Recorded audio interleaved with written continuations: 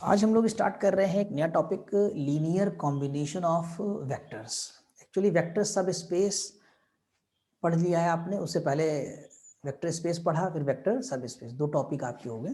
तो vector space के लिए आपने देखा था V comma plus comma dot लेते हैं और सब स्पेस में डब्ल्यू प्लस कॉमा डॉट लेंगे और ये डब्ल्यू जो आपका है वो सबसेट है किसका, वी का, यानी कि डब्ल्यू के सारे एलिमेंट कंटेंट होंगे वी में, ठीक, उसमें बिलोंग कर जाएंगे। अब यहाँ पर आ रहा है linear combination of vector. Basically हम ये वी जो वेक्टर स्पेस स्ट्रक्चर है इसको लेकर चलेंगे। अब मान लीजिए आपके पास वी वेक्टर स्पेस है, ठीक, और इसमें अल्फा है, बीटा है, गामा एलिमेंट है। हम विजुअलाइजेशन में ले जाएंगे आपको, आप कल्पना करिएगा, सोचिएगा, इतने एलिमेंट हैं, एलिमेंट दिखेंगे आपको, जैसे अल्फा 1 है, अल्फा 2 है, ठीक है, अल्फा n एलिमेंट्स आ गए, फिर मान लीजिए बीटा 1 है, up to beta m elements हैं, गामा मान लिया। इसका मतलब कोई इन नहीं डॉट डॉट करते हुए आगे, ये तो ब्रैकेट हमने लगा दिया यहाँ पर। अगर हम ये ब्रैकेट नहीं लगाते हैं सपोज करिए, तो इस तरीके से ये इनफाइनाइट एलिमेंट आ जाएंगे इसमें। जो सिंबल चाहे आप वहां पर रख सकते हैं, क्योंकि एलिमेंट्स अभी हम डेफिनेट नहीं लिख रहे हैं उनको, ठीक है, अभी हम उनको जनरलाइज वे में लिख रहे हैं। तो ये मान लीजिए इतने वेक्टर आपने यहाँ पर अल्फा 1, अल्फा 2, अल्फा n ले लिया, क्योंकि देखिए लिखा है let V F be a vector space and alpha 1 to alpha n are vectors belonging to V. ये देखिए बिलोंग कर रहे हैं यहाँ पर। Then any vector alpha which is expressible in the form of alpha equal to c1 alpha 1 c2 alpha 2 dot dot cn alpha n, ठीक है, is called a linear combination, is called linear combination of vectors alpha 1 to alpha n, ठीक। यानी हम एक ये भी कह सकते हैं कि अगर हमारे पास ये वेक्टर है, देखिएगा हम आपको एग्जांपल समझाएंगे और 3 वेक्टर लेके चलेंगे तो आप n का भी समझ जाएंगे, और इसको हम दो तरफ से समझाएंगे आपको, ठीक है। मान लीजिए हमारे पास एक वेक्टर है 1 2 1 और एक हमारे पास अल्फा 2 है जो वैल्यू है 0 1 0, और एक वेक्टर हमारे पास अल्फा 3 है, ठीक है, इसकी वैल्यू मान लीजिए -1 0 0 है थोड़ी देर के लिए। अब क्या है कि इसमें जब आप मल्टीप्लाई कर देंगे, यानी कि जैसे लिखा हमने, मान लीजिए कि कोई नंबर यहाँ पर आप लिख लीजिए, ठीक है, सपोज करिए आपने यहाँ पर लिखा 2 alpha 1 plus 3 alpha 2 plus alpha 3 लिख लिया, केवल लिखा, ठीक। अब देखिएगा एक नया वेक्टर बन जाएगा एक्चुअली में।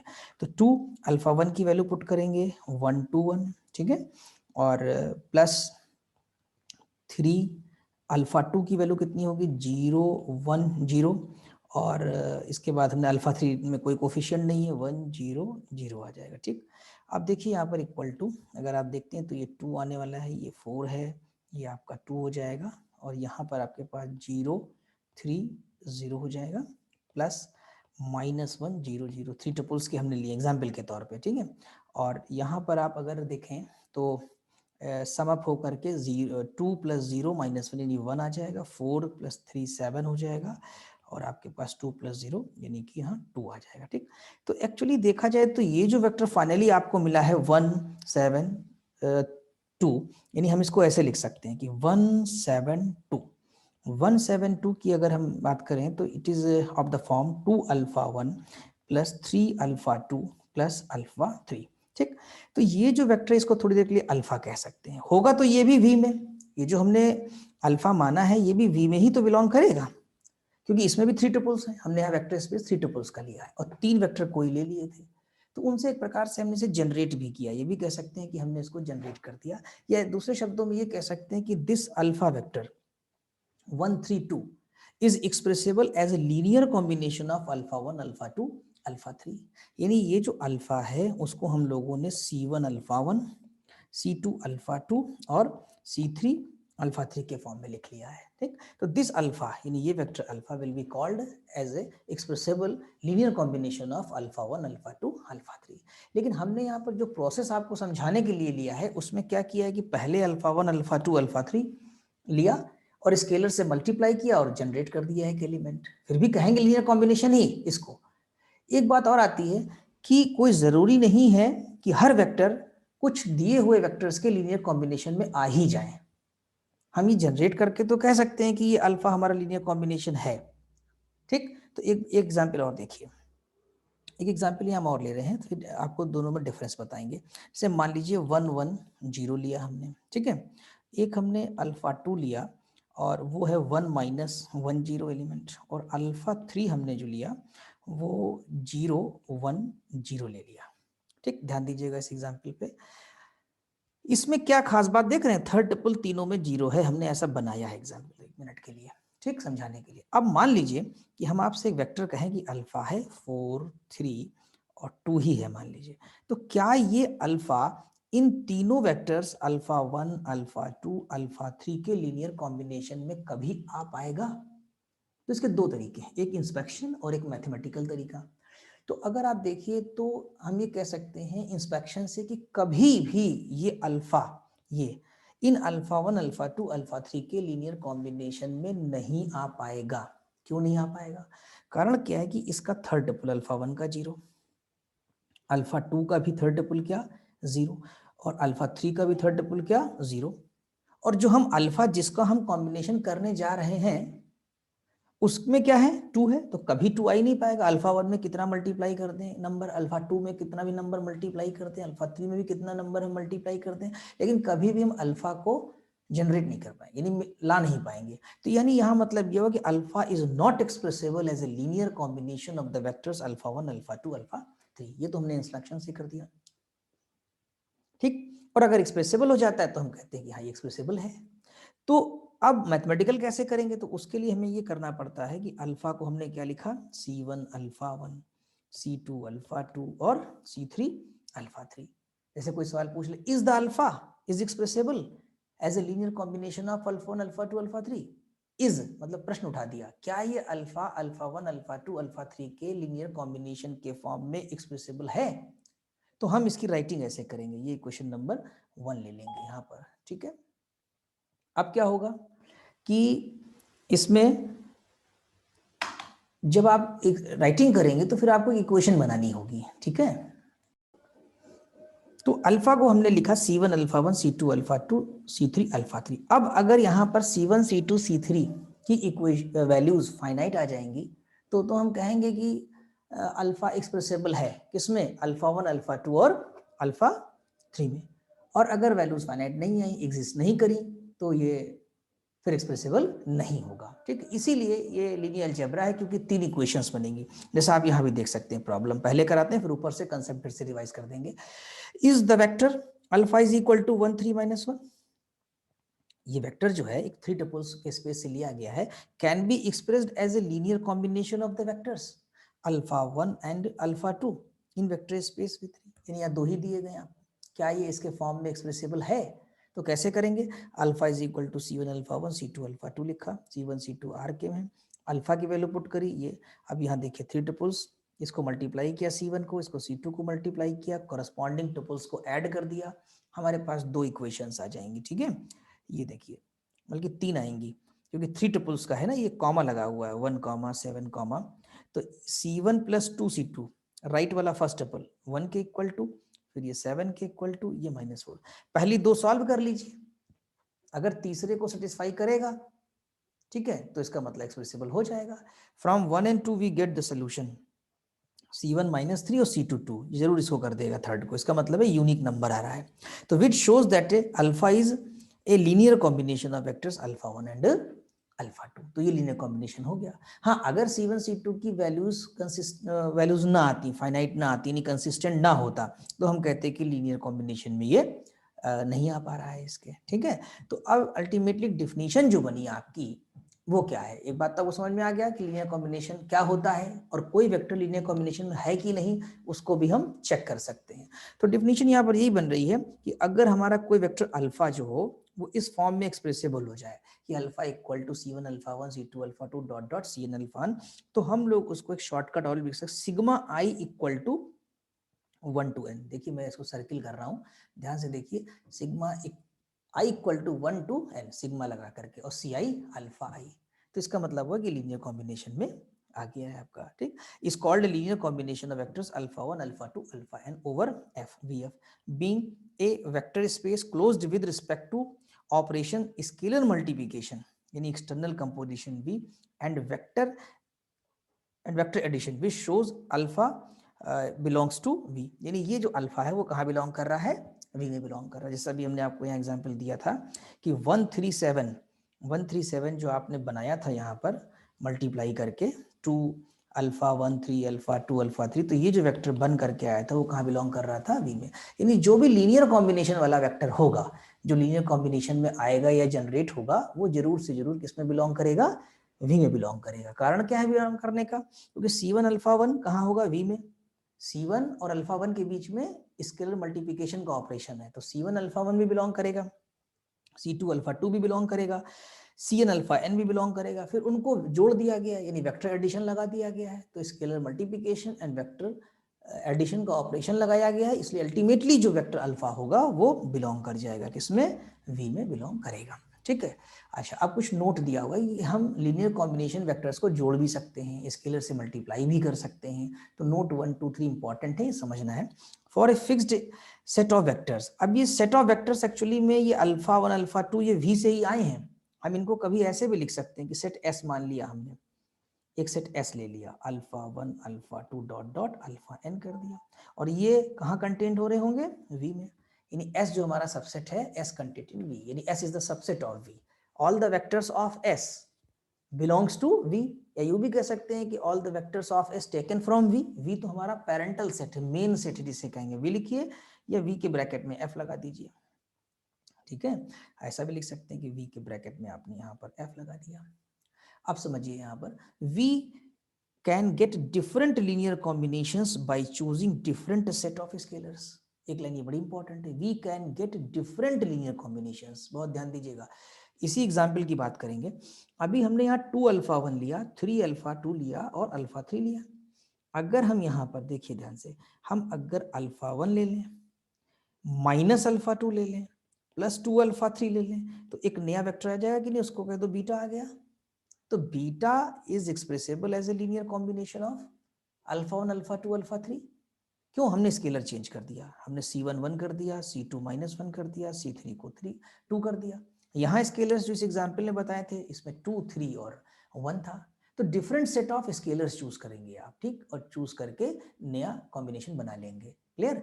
Bye choosing different set of scalars, तो बीटा बन जाएगा B1 alpha 1 beta 2 B2 alpha 2 Bn alpha n, and that is Bi alpha i हो जाएगा। काउंटर आप जे भी ले सकते हैं, ऐसा नहीं है कि हम यहाँ पर आई लें, एज पर योर रिक्वायरमेंट जे भी लिख सकते हैं। J is equal to 1 to n, n मतलब नंबर ऑफ वेक्टर्स जो आपने चूज किया है, और जो आपने स्केलर लिया है, तो बीजे अल्फा जे भी ले सकते हैं, कोई प्रॉब्लम वाली बात नहीं। तो काउंटर है, जे ले लें, के ले लें, आर ले लें, डमी बोलते हैं इसको, डमी इंडेक्स है हमारा, ठीक, देखने के लिए है, और देख के यानी यूज करके उसको आगे फिर हम भूल जाएंगे, क्योंकि फिर वो तो हमारा इंडेक्स जब ओपन कर देंगे सिग्मा को, तो आई जे हो या के हो वो सब हट जाएगा वहां से। नोट 2 में आइए, नोट 2 में है कि एक कॉम्बिनेशन और दूसरा कॉम्बिनेशन, यानी यहाँ अल्फा प्लस बीटा किया गया है, तो जब आप जोड़ेंगे, ठीक है, तो ये सी आई अल्फा आई और बी आई, ये ऐसे हो जाएगा, यानी अल्फा आई और अल्फा आई आपने कॉमन ले लिया। अब दोनों में काउंटर आई लगा लिया, तो जोड़ने में आसानी रहेगी, ऐड करने में आसानी रहेगी आपको। अगर एक में आई रखेंगे, एक में जे, तो आपको लगेगा कि डिफरेंट डिफरेंट इंडेक्स है हमारे पास, तो हम क्यों ना एक ही इंडेक्स यूज कर लें। क्लियर? तो आई इक्वल टू 1 to n और सी आई बी आई अल्फा आई हो जाएगा आपका यहाँ पर आके।